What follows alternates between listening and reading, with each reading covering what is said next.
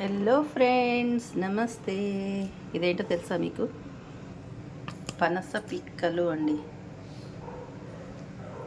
ఇలా తిన్నా కూడా సూపర్గా ఉంటాయి తెలుసా. ఇదిగోండి పనస గింజలు. ఈ పనస గింజలని శుభ్రంగా తొనలు ఉంటాయి కదా, తీసుకున్న తర్వాత తొనలు తిన్నాక గింజలు శుభ్రంగా కడిగేసుకుని ఒక్కసారి ఇలా ఆరబెట్టుకున్న తర్వాత ఇగో ఈ పొర తీసేసుకోవాలి. తెల్లగా అనిపిస్తుంది కదా, ఈ తెల్ల పొర తీసుకుంటే లోపల ఈ బ్రౌన్గా ఉంటుంది. ఇది ఉంచుకోవచ్చు, తీసుకోవాలనుకున్న వాళ్ళు తీసేసుకోవచ్చు. నేనైతే ఉంచేసుకున్నాను. ఉంచుకుని ఈ గింజలు పడంగా ఉంటాయి కదా, ఈ గింజలను ఏం చేయాలంటే కనుక ఒకసారి ఉడికించుకోవాలి. ఉడికించుకున్న తర్వాత ఇలా ముక్కల కింద కట్ చేసేసుకుని ఇలా ఆయిల్ పెట్టుకుని ఇలా ఫ్రై చేసుకుంటే అన్నంలో తినచ్చు, స్నాక్గా తినచ్చు అనమాట. ఎంత బాగుంటుందో తెలుసా. మంచి బలవర్ధకమైన ఆహారం, స్నాక్ అనమాట.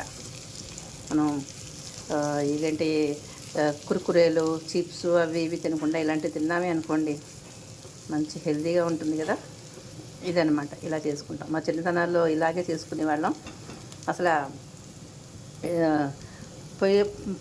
కట్టెల పొయ్యి ఉంటుంది కదండి, నీళ్ళు కాచుకునే కట్టెల పొయ్యి. ఆ కట్టె పొయ్యిలో నీళ్ళు కాలుతూ ఉంటే కనుక ఓ పక్కన ఇవన్నీ తీసుకొచ్చి ఇవన్నీ కూడా పొయ్యిలో పడేసేవాళ్ళం. పొయ్యిలో పడేస్తే చక్కగా పొయ్యిలో కాలేవన్నమాట. కాలి తింటే సూపర్గా ఉంటుంది. అలా కాలినవి తింటే చాలా బాగుంటుంది. ఇప్పుడు మనకి పొయ్యిలు లేవు కాబట్టి ఇలా కట్ చేసేసుకుని చక్కగా ఇలా వేయించుకోవాలి. ఉడకపెట్టడం ఎందుకు, డైరెక్ట్గా వేయించుకోవచ్చు కదా అని మీకు ఒక సందేహం రావచ్చు, మీకు ఒక క్వశ్చన్ ఉండొచ్చు. దానికి నేను ఆన్సర్ చెప్తాను. ఎందుకంటే ఇట్లా వేయించుకున్నామే అనుకోండి తొందరగా వేగుతుంది, మెత్తగా ఉంటుంది. అలా డైరెక్ట్గా మనం ఈ పొర తీసేసి కట్ చేసేసి వేయించుకున్నామే అనుకోండి కాసేపు అయ్యేటప్పటికి గట్టిగా అయిపోతుంది అనమాట.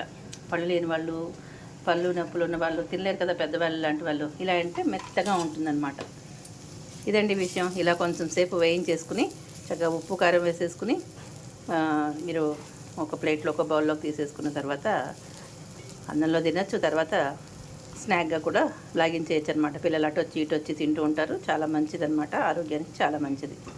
నచ్చినట్లయితే ఒక లైక్ చేయండి. మీరు ఎట్లా చేస్తారో కామెంట్లో తెలియజేయండి. అసలు మీకు తెలుసో తెలియదో కూడా కామెంట్లో తెలియజేయండి. ఇదిగోండి మన పనస పిక్కల ఫ్రై రెడీ అయిపోయింది.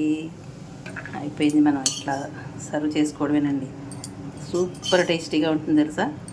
ఏమీ లేదు, పనస పిక్కలు ఉడికించేసుకోండి. ఉడికించుకున్న తర్వాత పొట్టు తీసే పెట్టుకుంటాం కదా ఆల్రెడీ.